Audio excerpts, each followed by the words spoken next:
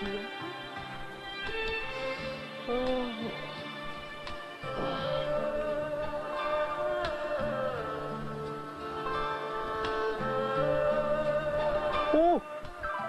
Ôi chàng Trân Đồng hỏi chi chi?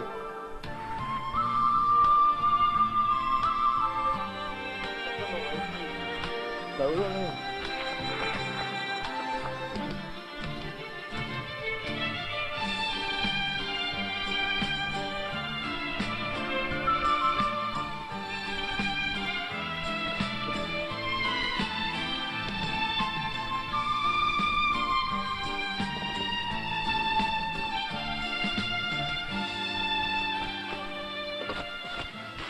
Trân Đồng, cô ta cũng nhắc về của phụ ca chi chi. Giờ ta có một vị trí ta nó, cô thói chỉ phát lột của nàng.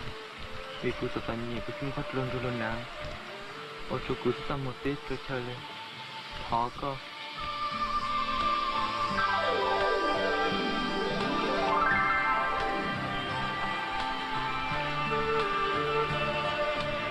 Ôi trời Trân Đồng, có một chỉ phát lột cho cô rồi. Ôi trời nữa. Ôi trời nữa.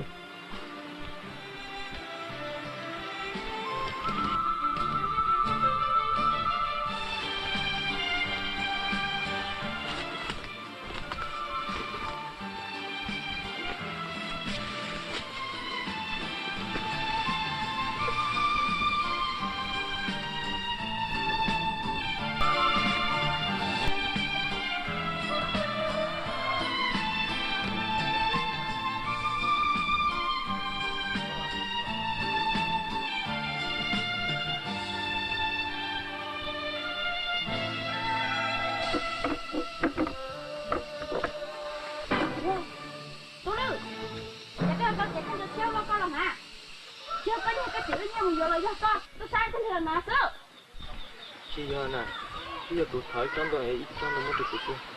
Cái gì tôi xuất tao là sai không? Ở đây chị. Có gì sai thế? Ồ, mì tu. Giờ ta kia nó có một con hạt chị cũng một xa. Giờ trời nó con hạt chị chết rồi. Chị có mình nhà lấy đi đó. Chị giờ. Sao đàn á? Dạ. Cái câu này trả cho tao nè. Bây giờ tao chẳng như mấy chị trong đồ chi vậy. Cũng một thọ ấy. Thế đây tao chỉ có trường cho quần áo thôi. Đi đi lo, đi chạy cho. Mua chết. Mua chạy cho.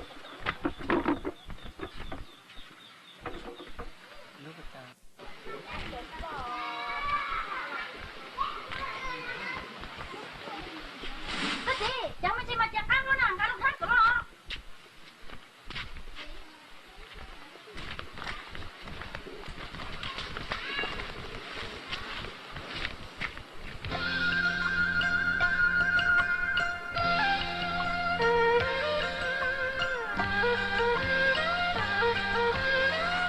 Giá gì?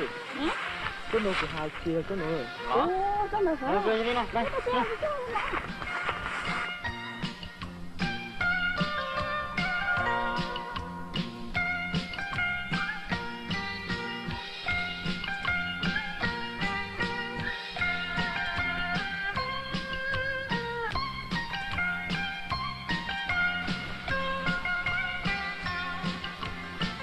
Tú lử, chỗ nào đó? Tú Lư, em với cậu đi chả có thế tao nè. À, bây giờ ta xin nói chuyện cô. Bây giờ, cái nó của thọ thì sao sao? Chứ lên tao chỉ có cái tim mùi đó nhung. Ít biết cái gì đấy mà lo. Sai trở nhung cái rong á. Tú lử, mua rõ nhiều rồi nè. Tao cũng muốn nói là tao con tao lòng á.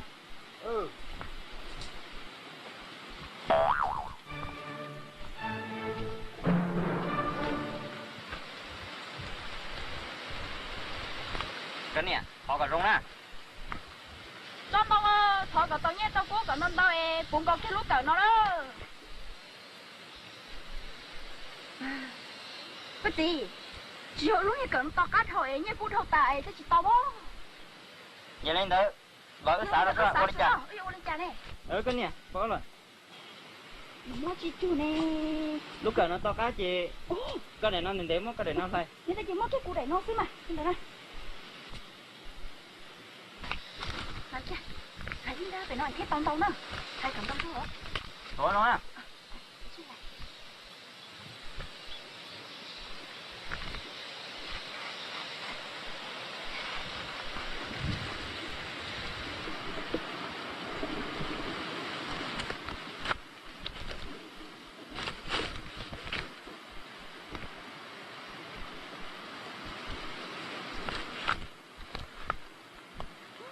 gì?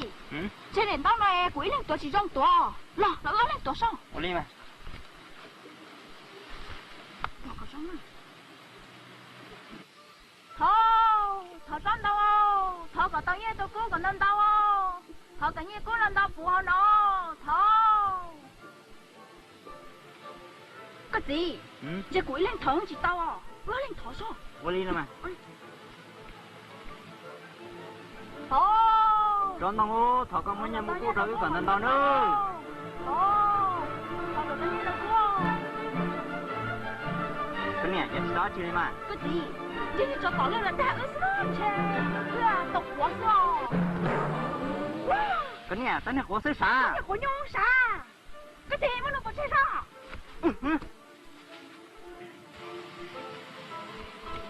Thì có lên khẩn cho con ta. Tôi tiếc tao nhà tao cũ nè. Có tiểu yêu tao quán ư thì tao quán ta. Đi lên thân hiện bao gì cho nó à? Cho tao nó thế của tao rồi. Có cái tao cũng đói thì có chơi sao? Hả? Đi xem nào đó. Con có chơi sao?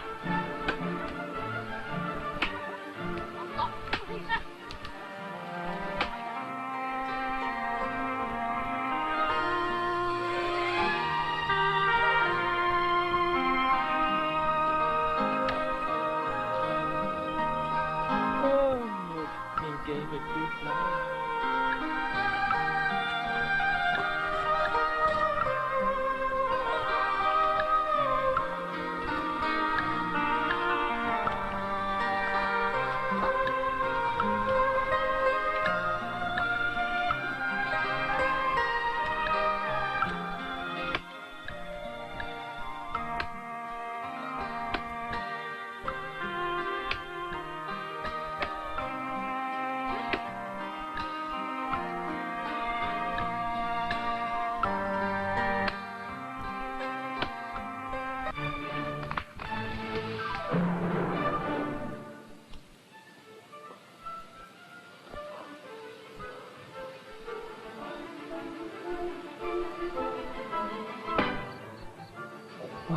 Ôi trời, tôi chưa có chuột cho nó cú là cuma kan untukku contoh toh lalu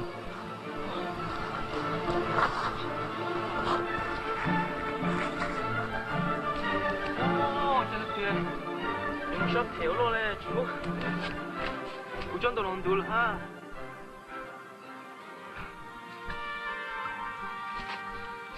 chân tôi cú chú mua co sao lên lúc cú xí để lên từ shop thiếu mua con đủ là ha cú lúc này oleh chưa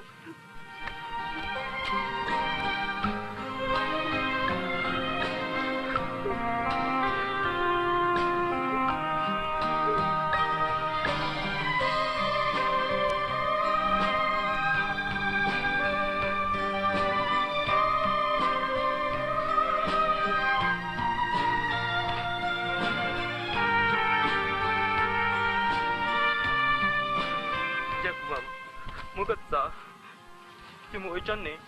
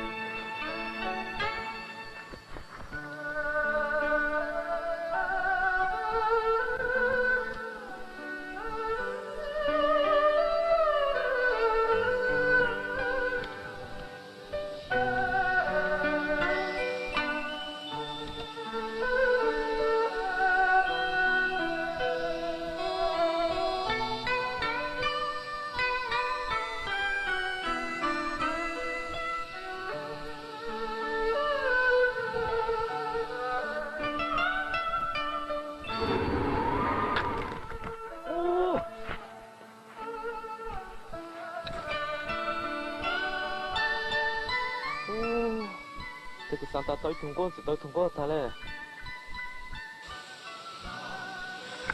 ô trời của cha này nó mua phu phố sáng tốt lắm chi từ tốt lắm chi lên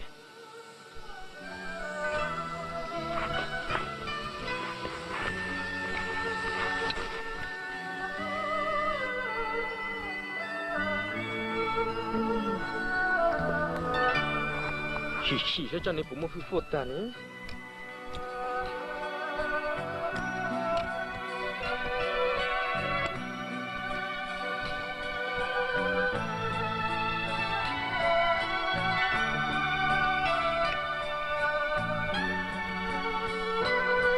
Trung Quốc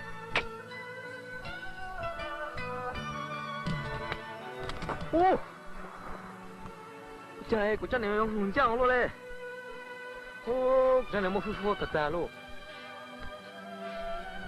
chân nói chê của chê chi sơn chắn nó này luôn con gan nó sôi nú này rồi chân nó ô trời sao thấy không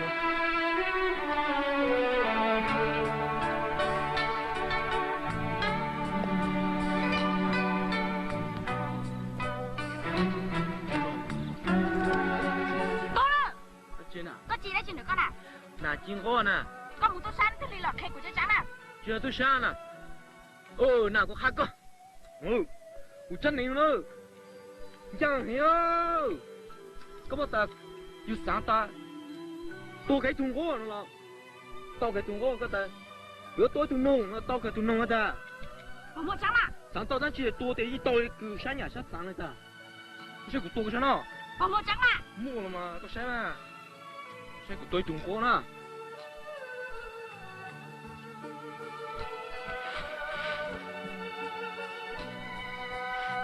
ít Trung Quốc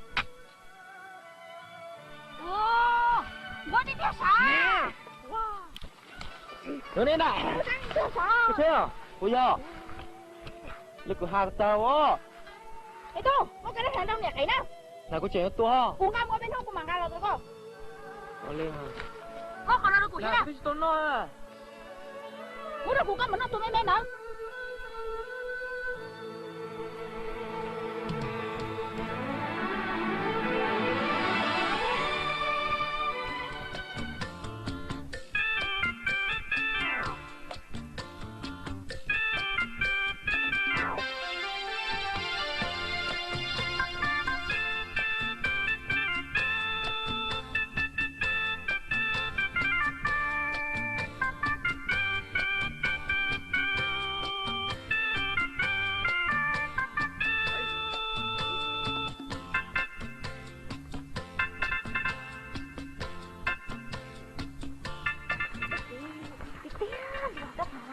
Chị Linda. Hả? Ông tôi đi mất chưa? Ồ, yêu một tập té à? Đó. Cái nhà chị tận nó nè. Dùng cái gì nó. Ồ, đi cho mấy xin chưa? con mà cái tuổi ấy tuổi à có cái tiền của nó mà nó có bỏ nó cái nó có kim nó cái tuổi chỉ tao kia làm đâu ra có bỏ tiền rồi có chỉ bỏ cho nó của ta rồi thì nó được con này nè giờ cái nó tua thế này có bỏ cái tiền đi hồ cái đi cũng khi nào tôi cũng làm sao? ôi đi mà nên cái các bạn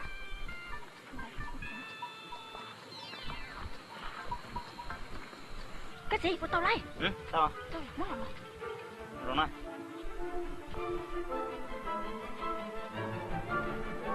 Cái gì? Người ta cái gửi cho tôi nà nó đó. Tôi nà mấy thầu à? Tôi có sao? Ôi đi nào. Cái gì? Như cậu là mấy thầu rồi. Tôi này bỏ lưỡi rồi. Ôi đi, tôi nào. Cái gì? Nhưng phải lúc là mấy thầu. Tôi nên chơi rồi. Tôi nên chơi hết màu nè. Nè, tôi nên chơi nè. Tôi nên chơi nè. Ô, thứ là đâu vậy chứ Tôi cũng như thế là. Nè, đó là tụi đê nè. Thì có lúc hắn nhau nè, chứ cho tụi đê nè. Ê, cái này bao đi rong à? Ô, thì có lúc hắn nhau, chứ cho tụi đê nè, sẽ có chả nè. Lý hỏi chưa? Lý như thế chứ thế, tụi này, giờ tụi ông rồi tụi cậu ấy. Tụi nó lý cha là thờ là 谁呢？你了谁呢？要吃死了。有你啊！tụi ông này ông trời cổ, tụi ông trời cổ này cổ là như này. Để xem mà đỡ chế nó chỉ mấy chỉ như này nè.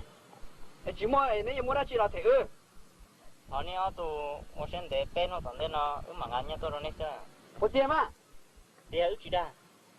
Giờ bên nó chỉ thể đó cho nên một cỏ đâu lâuนึง đó. Ô li mà. Ô li đó. Chỉ nhau như luôn đó. Để thằng này tụi我现在背nó thằng đấy mà ngàn nhá tôi nè. Ô li.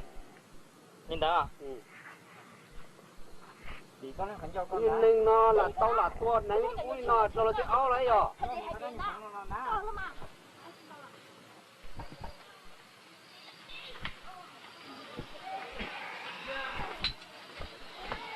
Cái này sát học phương pháp ta nữa. Cái này nó chịu qua được con chạy qua mồi chịu qua được của nó con nhảy nhá để muốn được lại cho của xe sao cho nên qua được của nó nghe bác xe tao không muốn nó này bác xe nó này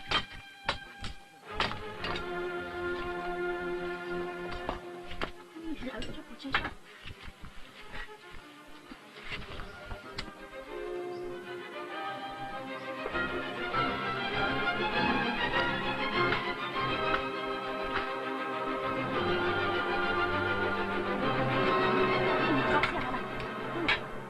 不是上。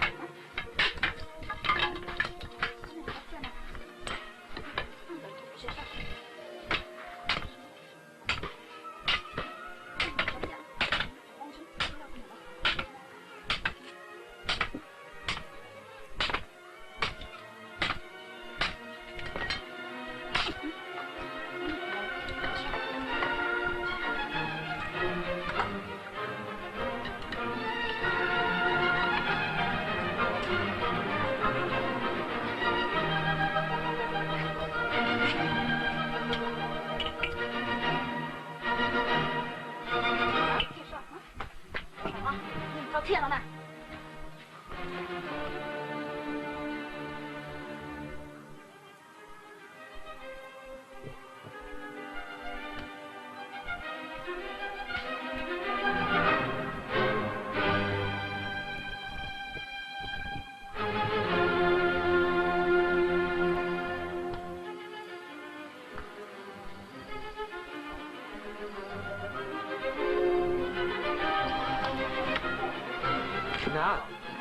Dạ. Chân này nè. Có sợ thu cái đàn này có chân hay lo? Cái đàn này có chân của tôi là tao và chú Hồng nè. Để có sợ nó chỉ muốn được và chú Hồng. Chân này đi chân chú con nè. Ô đi chàng nó. Có bao tiền được qua đâu của con chú mua sắp lại lên là cái đàn này nè. Sao tao chỉ muốn đi học và chú Hồng?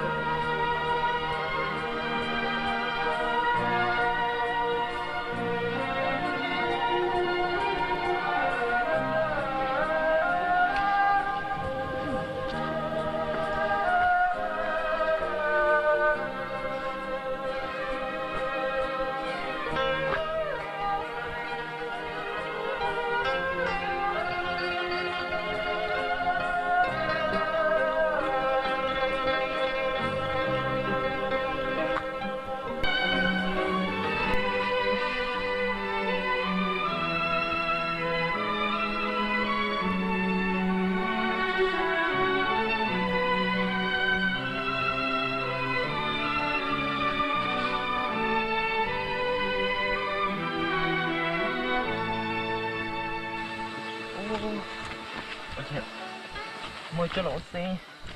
Tôi để tôi cho nó ra. Tôiต้องดูนะ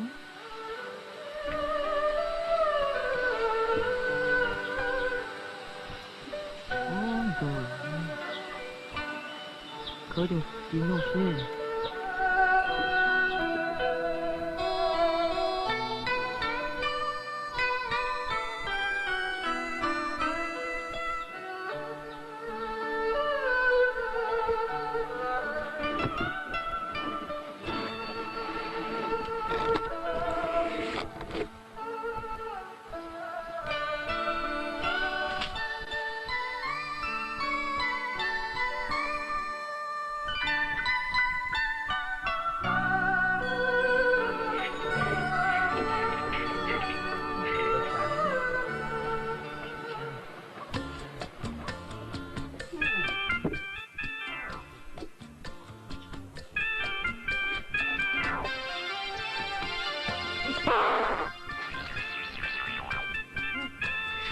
Trời ơi, chưa cá.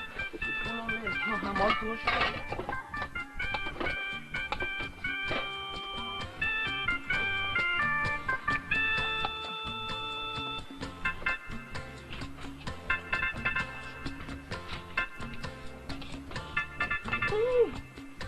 Trời, còn là em một chút cắn. Ông lên, đừng có cái bốc cá này. Chi à? Tay kia hả? Ăn được cơ.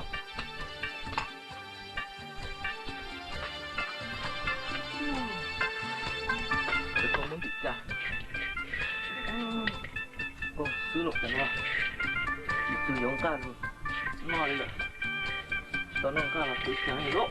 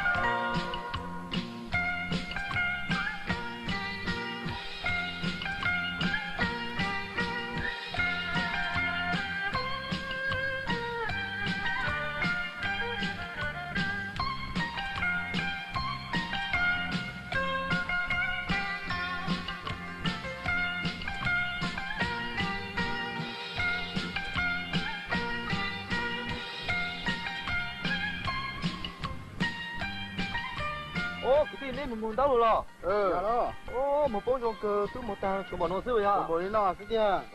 Rồi hè. Cái tí, cú mà cho bao mà chứ cá hiểu không? Có kia mà, này rồi có cho bộ chữ cá.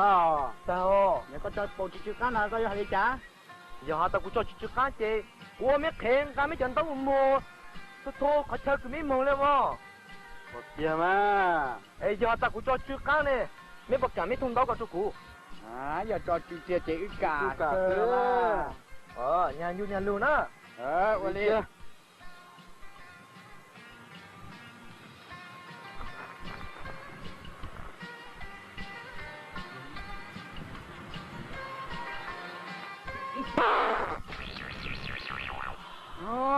Cá cơ. Mở nó xe. Trong món cá cơ, trong món cơ.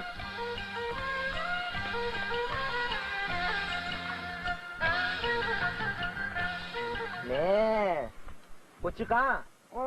Chữ cá cơ. Nó dùng món cân không? Chế ra nó chế mấy sứ cua là. Sứ nha là. Sứ lo. Nhớ lấy chế mua mấy thùng đau được cua là. Đi. Sứ cơ là. Ở chờ lần đầu nữa. Anh đi ra tới mà lấy xin đi cơ hả? Qua đi.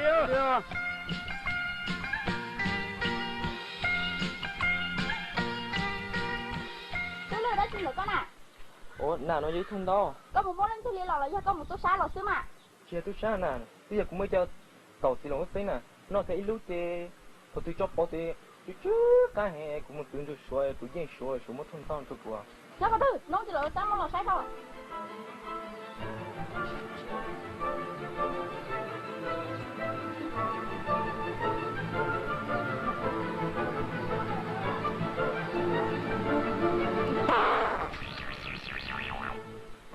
Bây giờ. Chứ có đi chưa sợ à? Nè.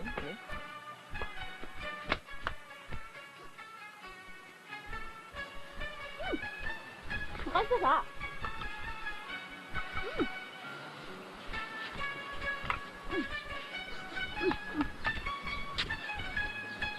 Được ăn được chưa? Mới là người ta nói hơn nhá, hả thư? Thằng của chị vô ha. Mới là người ta thôi nó cụ. Chị vô ha. Mới là người ta thôi. Thằng này cũng to nè. Mới là người ta thôi chứ. Vô, dầu nó chém, luôn nó chích cháu.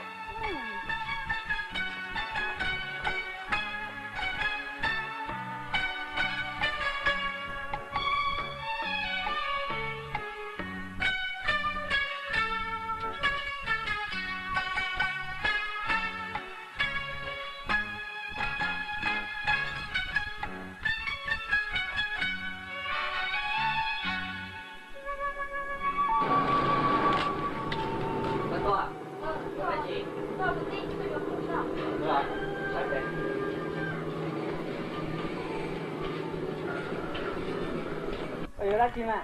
Yo không sao.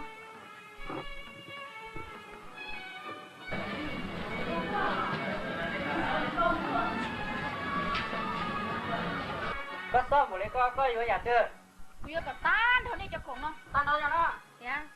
Có bụng mới nhẹ yếu mà. Tôi chỉ muốn nghe để chỉ cho bao tao chứ cá hàng lại. Lên từ hai đâu có thì tụ tí này nó cho bầu chứ cá rồi. Cú tia. Có. Tia. Giờ có cho chị chưa có hay gì à? Yo dia cho chị chứ cũng mà cậu cũng tôi chỉ ở này chỉ là ôn hết thế. Thì chỉ yo dia cho chứ này chị cũng yo cả tan thôi đi cho khổng nó ôn cú lý lại. Tôi đi kia. Có chị chọn cái gì đó. Tôi chưa.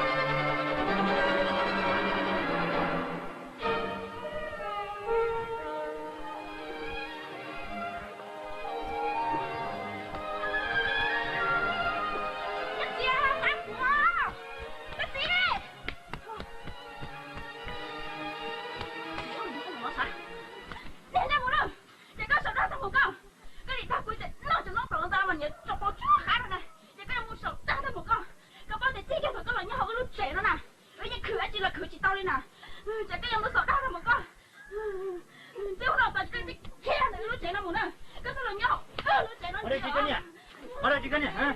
Cái bó tiền đó của nó nè, nhưng này hay chưa? Của nó giờ nó tao im mà của cho bó chứ, cái mà mát sữa mất, cái giờ đó của nó, này cha của cho bó chứ, là sao mà, là mất cái chồng nó của nhà kia là sao mà tôi chỉ muốn đừng đét rồi nó chạy nó kia. Ôi mà tôi lư, câu tao mới giờ nó cào ra cái này nó, mua hả?